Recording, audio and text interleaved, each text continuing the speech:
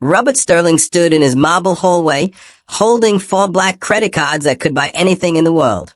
Each card had no limit. Each card was about to reveal the truth about the women in his life. But what his maid bought with hers would shake him to his core and change everything he thought he knew about love, loyalty, and the human heart. Before we dive into this incredible story, drop your city in the comments. We'd love to know where you're watching from. And don't forget to like and subscribe so you never miss another powerful story like this. Now, let's continue. So, buckle up, because this story will take you on an emotional roller coaster that you'll never forget. Robert Sterling was tired. Not the kind of tired you feel after a long day at work. No, this was a deep, soul-crushing tiredness that comes from never knowing if people love you or just love your money. At 35, Robert had built a business empire worth $3 billion. He owned hotels, restaurants, and tech companies. His penthouse apartment overlooked the entire city. He could buy anything he wanted. But he couldn't buy the one thing he needed most, someone who truly loved him. Standing in his grand living room, Robert stared at 4 identical black credit cards on his glass table. These weren't ordinary cards. They were special cards with no spending limit. Whatever someone bought with these cards, Robert would know about instantly through an app on his phone. Tonight was the night he would finally know the truth. "So, your guests are arriving," said Maria, his maid, as she quietly entered the room. Robert looked at Maria. She was 42 years old, a single mother who had worked for him for 3 years. She never asked for anything extra. She never complained. She just did her job with a quiet dignity that Robert had always respected. "Thank you, Maria," Robert said.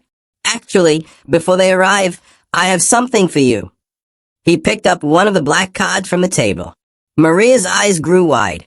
"So, I don't understand." "Tonight, I'm giving these cards to 4 women. You're one of them," Robert explained. "Each card has no limit.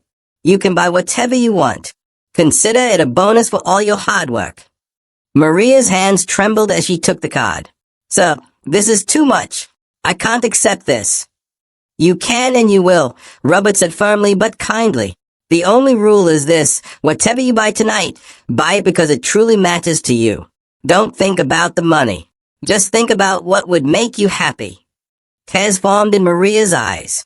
"Thank you, sir. I don't know what to say." "Don't say anything. Just use it well," Robert replied.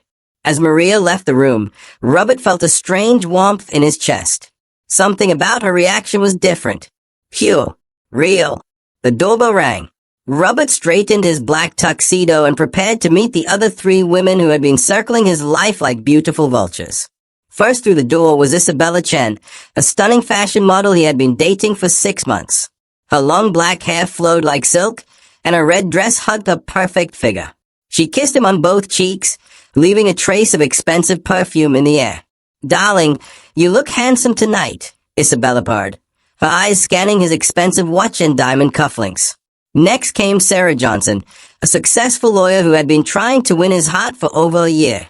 She was intelligent, ambitious, and beautiful in a sharp, professional way. Her black dress was elegant but calculated to impress. "Robert, thank you for inviting me," Sarah said, her smile perfect but somehow cold.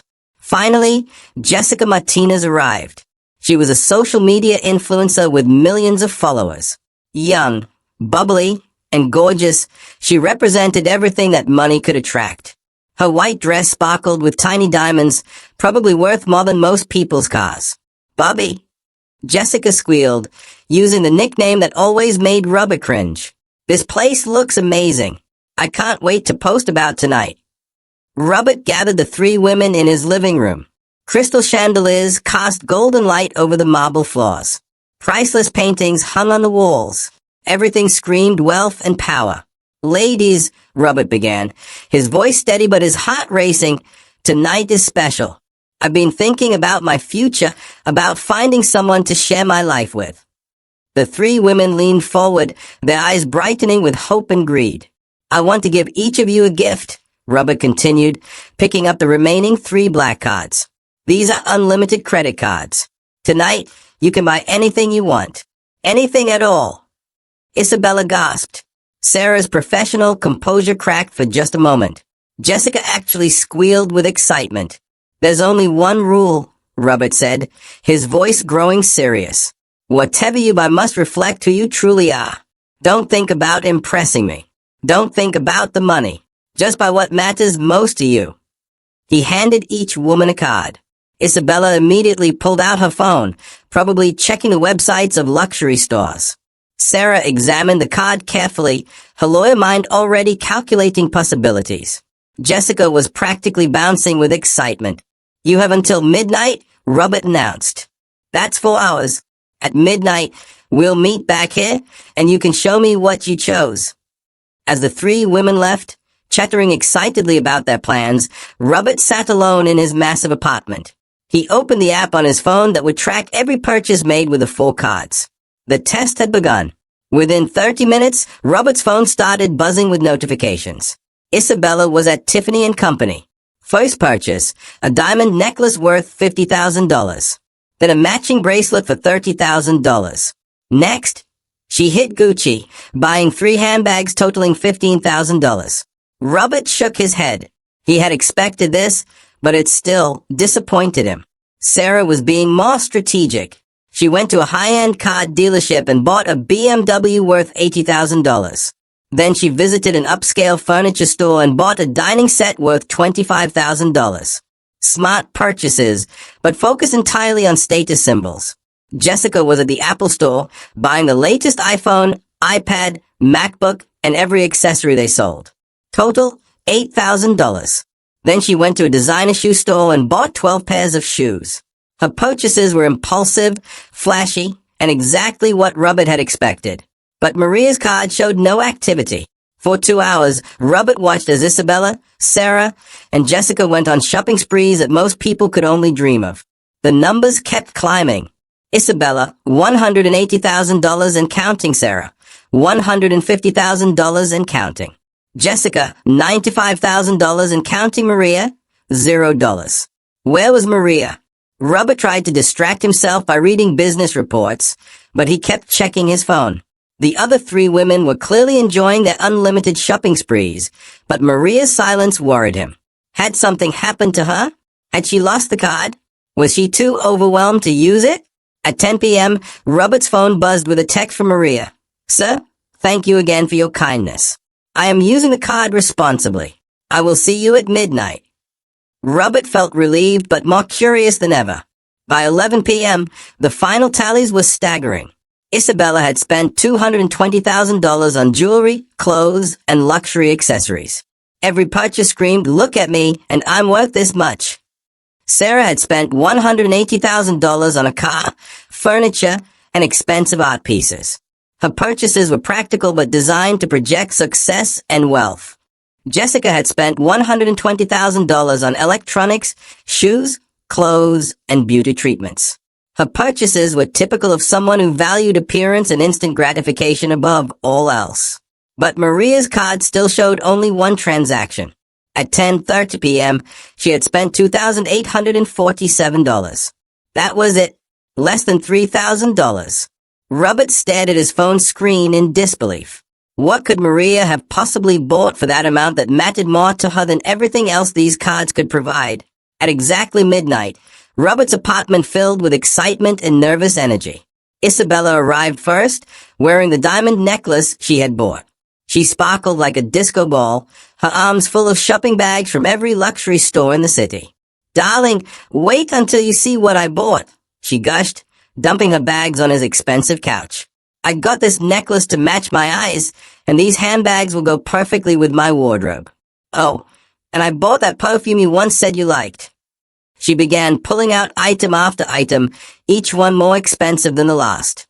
Designer dresses, shoes that cost more than most people's rent, and enough jewelry to start her own store. I wanted everything to be perfect for us, Isabella said, batting her eyelashes. When we're together, I want to look like I belong in your world. Sarah arrived next, her approach more subdued but equally calculated. Robert, I made investments in our future, she announced professionally. I bought a car that will last for years, furniture for the home we might share, and some art pieces that will increase in value.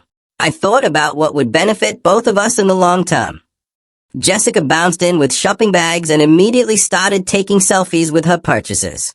"Bobby, look at all this amazing stuff," she squealed, pulling out gadgets and designer items.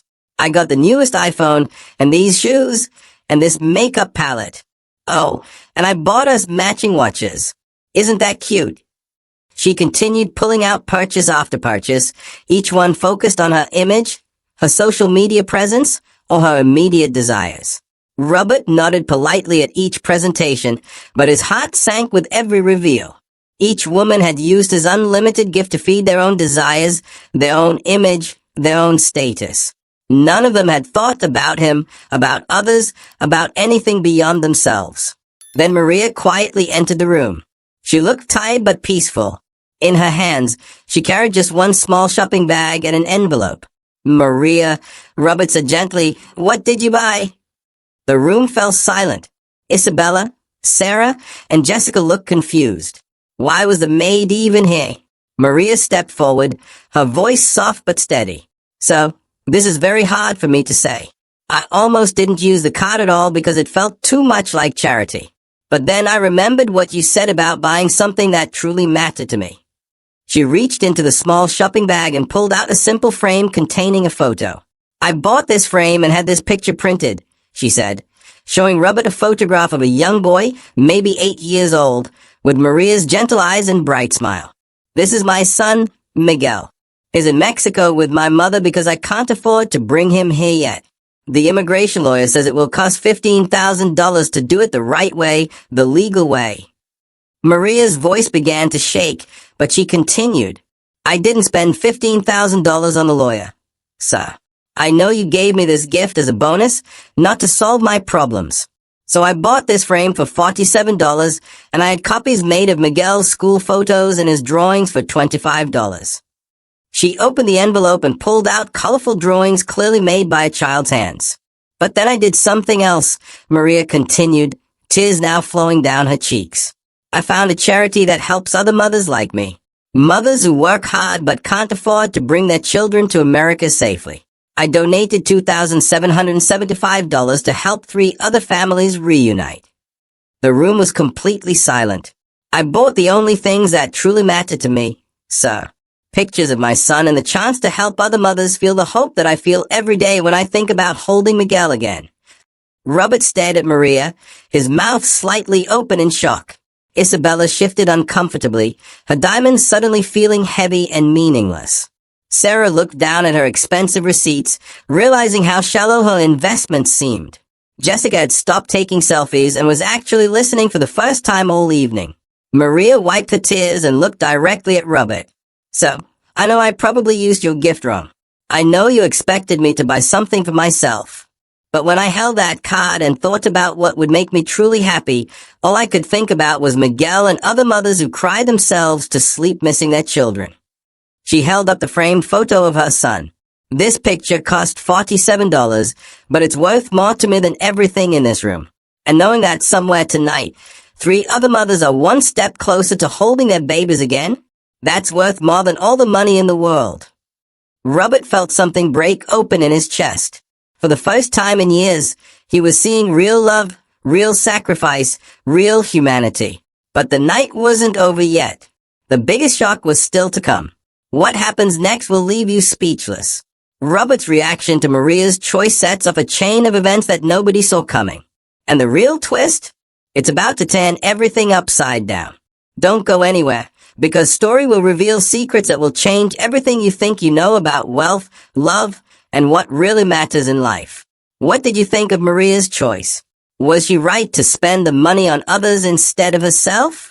Let me know in the comments below. And don't forget to subscribe to our channel for more emotional stories that will touch your heart and open your mind to the power of human kindness. Robert Sterling stood frozen in his marble living room, staring at the framed photo of Maria's son.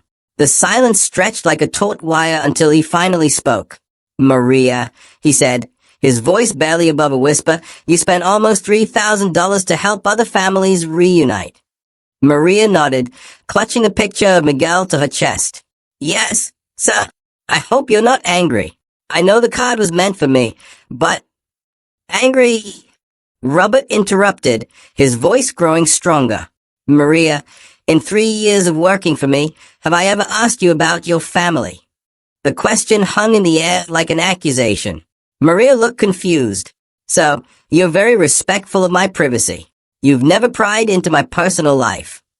Robert felt a wave of shame wash over him. Here was a woman who had cleaned his home, prepared his meals, and taken care of his life for 3 years, and he had never once asked about her son. He had never asked why she sometimes looked sad when she thought no one was watching. He had never wondered why she worked such long hours without complaint. Isabella cleared her throat uncomfortably. Robert, darling, I don't understand why we're focusing on the help. Shouldn't we be discussing? Don't. Robert's voice cut through the room like ice. Don't call her the help. Her name is Maria, and she just showed more heart in one evening than I've seen in years. Isabella stepped back, shocked by the harsh tone. Robert turned back to Maria. Tell me about Miguel. Maria's eyes filled with tears again, but this time they seemed to be tears of relief at finally being asked. He's 8 years old, sir. He loves to draw and wants to be an artist someday. He's smart and funny and... Her voice broke, and he asks me every time we video call when he can come live with me. She showed Robert one of the child's drawings, a stick figure woman and a stick figure boy holding hands under a rainbow. He drew this for me last month. He wrote Mama and me together soon at the bottom in Spanish. Robert took the drawing with trembling hands. Something about the innocent hope in those crayon marks hit him harder than any business deal or financial report ever had. How long since you've seen him? Robert asked. 2 years, 4 months, and 16 days, Maria replied without hesitation. The precision of her answer revealed the depth of her pain. Robert realized that this woman had been counting every single day of separation from her child while she took care of his privileged life. Sarah, trying to regain control of the situation, spoke up. This is very touching, Robert, but perhaps we should focus on the purpose of tonight's exercise. Robert looked at Sarah, then at Jessica, then at Isabella. 3 beautiful, successful women who had spent his money on themselves without a second thought. Then he looked at Maria, who had spent his money on others while treasuring a $47 photo of the child she missed desperately. You're right, Sarah, Robert said slowly. We should focus on the purpose of tonight. He walked to his desk and picked up his phone. Maria, what's your lawyer's name? Maria looked startled. Sir, the immigration lawyer who quoted you $15,000. What's his name? Mr. Rodriguez, but sir, I couldn't possibly. Robert was already dialing. Mr. Rodriguez? This is Robert Sterling. I understand you're handling a case for Maria Gonzalez. Yes, I'll hold. Isabella, Sarah, and Jessica exchanged bewildered glances. Mr. Rodriguez, I want to pay the full fee for Maria's case tonight. Yes, tonight. I'll wire the money within the hour. No, this is not a joke. Yes, I understand you can expedite the process if the fees are paid. How soon can her son be here legally? 2 weeks? Perfect. Maria gasped, her hand flying to her mouth. Robert ended the call and turned to face the room. Maria, Miguel will be here in 2 weeks. Legally, safely, and permanently. Maria collapsed into a chair, sobbing. So, I can't. This is too much. I can't accept. You can and you will, Robert said, echoing his words from earlier in the evening. But first, I need to tell all of you something. He looked around the room at the 4 women. Tonight was indeed a test. But it wasn't just a test of how you'd spend money. It was a test of character, of heart, of what matters to you when you think no one is watching. Isabella straightened, her diamonds catching the light. And Robert's expression grew serious. Isabella, you spent $220,000 on jewelry and accessories. Everything you bought was designed to make you look more expensive, more beautiful, more worthy of my wealth. Isabella's confident smile faltered. Sarah, you spent $180,000 on status symbols. A car, furniture, art. Everything calculated to project success and permanence in my social class. Sarah's professional composure began to crack. Jessica, You spent $120,000 on gadgets and clothes and things for your image. Everything focused on how you appear to the world and what makes you happy in the moment. Jessica stopped taking selfies and actually looked uncomfortable for the first time all night. But Maria, Robert continued, his voice softening, Maria spent less than $3,000. And do you know what she bought? She bought love. She bought hope. She bought the chance for other mothers to feel what she feels every day, the hope of holding their children again. He picked up the child's drawing again. She bought this picture of her son for $47, and it's worth more to her than everything else in this room combined. She gave $2,775 to help other families, asking for nothing in return. Robert's voice grew stronger. Tonight, each of you revealed your true heart, and Maria's heart is bigger than all of ours combined. Isabella stepped forward, her jewelry jangling. Robert, darling, you can't be serious. I mean, charity is nice and all, but we're talking about real relationships here. Adult relationships. I'm beautiful, successful, and I understand your world. Stop, Robert said firmly. Just stop. He walked to the window overlooking the city lights. Do you know what I see when I look out this window? I see millions of people working hard, struggling, hoping, dreaming. People like Maria who sacrifice everything for love. He turned back to face them. For 3 years, Maria has been in my home every day. She's seen me at my best and my worst. She's never asked for anything extra, never gossiped about my private life, never tried to use her position for personal gain. Robert's voice grew emotional. She's watched me go through relationships with women who saw dollar signs instead of a person. She's listened to my phone calls, seen my stress, witnessed my loneliness. And not once did she try to take advantage of that knowledge. Maria looked up from her tears, confused. So, I don't understand what you're saying. Robert walked over to Maria and knelt down beside her chair. Maria, I'm saying that tonight you showed me something I thought didn't exist anymore. You showed me a heart that puts others before itself. A heart that gives when it has little to give. A heart that loves without expecting anything in return. He took her hands in his. You've been taking care of me for 3 years, and I never even asked about your son. I never wondered why you sometimes look sad. I never thought about your struggles or your sacrifices. Tears began forming in Robert's eyes. But tonight, when given unlimited money, you thought about Miguel first. You thought about other mothers second. And you thought about yourself last. That tells me everything I need to know about who you are. Isabella, Sarah, and Jessica watched in stunned silence as one of the richest men in the city knelt before his maid. Maria, Robert continued, I want to ask you something, and I want you to answer honestly. Maria nodded, still crying. In these 3 years, when you see me with these other women, what did you think? Maria was quiet for a long moment. Then, in a whisper, she said, I thought you deserved better, sir. Better how? I thought you deserved someone who loved you for who you are, not what you have. Someone who would take care of you the way you deserve to be taken care of. Someone who would see your kind heart and your generous spirit and love those things more than your money. Robert felt his heart skip a beat. And do you think such a person exists? Maria looked directly into his eyes for the first time all evening. Yes, sir. I know she does. How do you know? Maria's voice was barely audible. Because I've been watching you for 3 years, and I've seen who you really are. And I've been hoping that someday you might see that someone can love you just for being you. The room went completely silent. Robert stared into Maria's eyes and saw something he had been searching for his entire adult life. Genuine love, free from greed or calculation. Maria, he said softly, would you have dinner with me tomorrow night? Just the two of us, away from all this. He gestured around the opulent room. Somewhere simple, where we can talk. Really talk.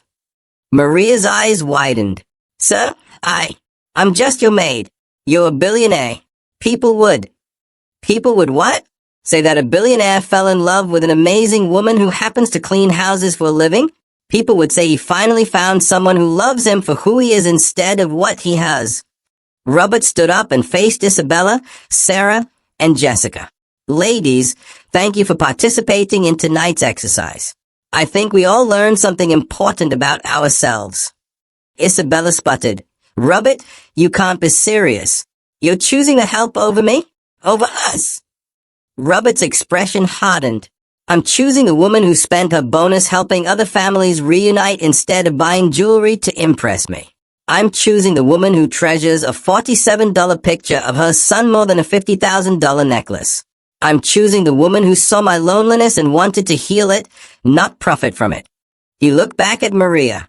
Maria, Miguel will be here in 2 weeks. I want to meet him. I want to take you both to dinner, to the zoo, to wherever he wants to go. I want to be part of your happiness, not the cause of your sacrifice.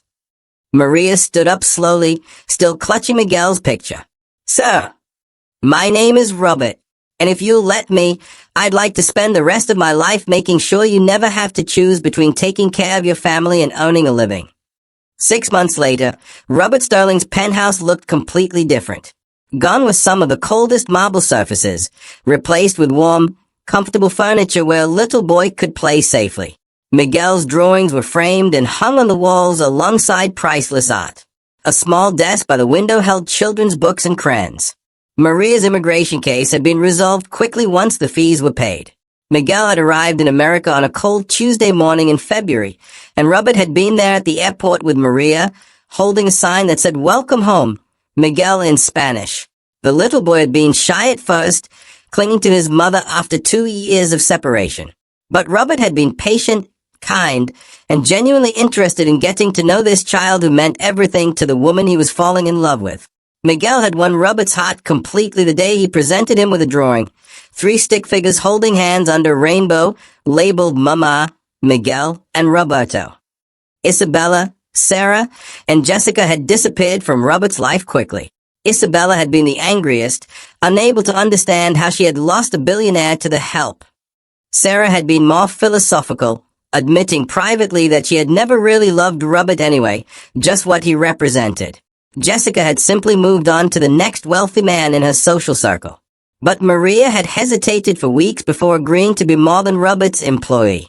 "So, Robert," she had said during one of their many conversations, "I've been poor my whole life. I don't know how to be with someone like you.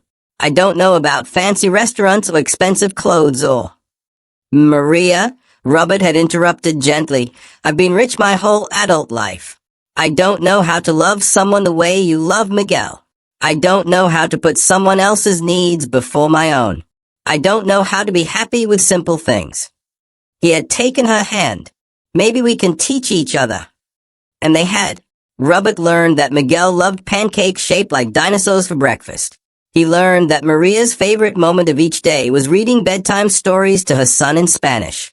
He learned that happiness wasn't about having unlimited money. It was about having unlimited love. Maria learned that Robert's favorite moment was coming home to hear Miguel's laughter echoing through the apartment. She learned that the man she had served for 3 years had been just as lonely as she had been. She learned that true wealth wasn't about what you could buy. It was about what you were willing to give. On a warm Sunday evening in August, as they watched Miguel play with building blocks on the living room floor, Robert turned to Maria. "Do you remember what you said that night about someone loving me for who I am instead of what I have?" Maria smiled. "I remember. Did you know then that you were talking about yourself?" Maria looked surprised. "I was hoping," she admitted, "but I never dreamed." Robert took her hand.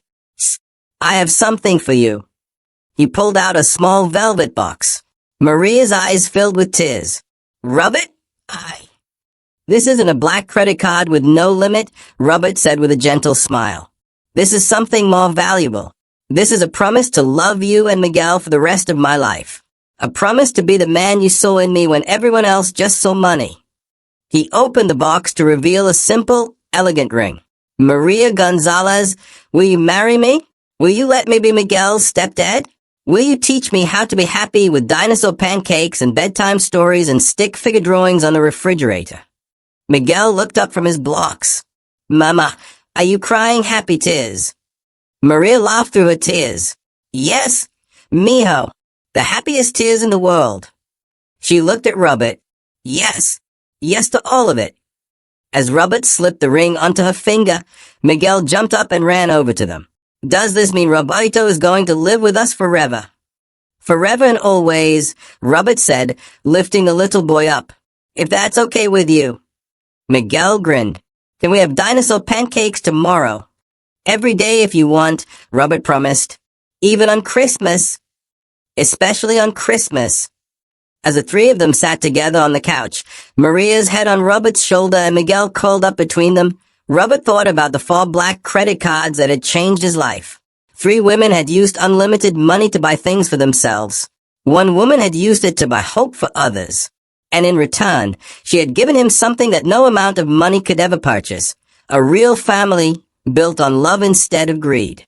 Sometimes the most expensive gifts in life don't cost anything at all. Sometimes the richest people are those who give the most. And sometimes a billionaire needs to kneel down before his mate to finally understand what true wealth really means. The Sterling Foundation's first annual gala was held on the anniversary of the night that changed everything. Instead of a fancy ballroom, Robert and Maria had chosen to hold it at a community center in the neighborhood where Maria used to live. The foundation helped immigrant families reunite legally, provided scholarships for children like Miguel, and supported single mothers trying to build better lives for their families. Isabella, Sarah, and Jessica were not invited. But hundreds of families who had been helped by the foundation were there, along with social workers, teachers, and community leaders who had dedicated their lives to helping others. Robert gave a speech that night, but the part everyone remembered was when he called Maria and Miguel up to the stage. A year ago, he told the crowd, I thought I was rich because I had a lot of money. Tonight, I know I'm rich because I have a lot of love. He put his arm around his wife and stepson. This foundation exists because a woman named Maria taught me that the best way to use unlimited resources is to create unlimited hope for others. The crowd erupted in applause. Later that night, as they tucked Miguel into bed in their new home, a beautiful but comfortable house with a big backyard where a little boy could play, Miguel asked his favorite question. Roberto, can you tell me the story again about how you and Mama fell in love? Robert smiled. Well, once upon a time, there was a very lonely man who had everything except the most important thing. What was the most important thing? Miguel asked, even though he knew the answer. Love, Robert said. Real love. And then one day, the most amazing woman in the world showed him what real love looked like. And then what happened? And then they lived happily ever after, with dinosaur pancakes and bedtime stories and the best little boy in the whole world. Miguel giggled. That's my favorite story. It's my favorite story too, Robert said, kissing the little boy's forehead. Because it's true. As he and Maria walked hand in hand back to their own room, passing walls covered with Miguel's artwork and family photos, Robert reflected on how completely his life had changed. He still owned his businesses. He was still wealthy, but now his wealth had purpose beyond just making more money. And every morning when he woke up to the sound of Miguel's laughter and saw Maria's peaceful face beside him, he remembered the most important lesson of his life. The best things money can buy are the opportunities to give it away to people who need it more than you do. The most valuable treasures are the ones that can't be purchased at any price. And sometimes the greatest love stories begin with the smallest acts of kindness. So what do you think? Did Robert make the right choice? Was Maria's decision to help other families the most beautiful thing you've ever heard? Or do you think she should have spent the money on herself and her son? And what would you have bought if someone gave you an unlimited credit card? Something for yourself or something for others? Let me know in the comments below. Your answer might surprise you when you really think about it. If this story touched your heart and made you believe in the power of true love and kindness, please hit that subscribe button and the notification bell.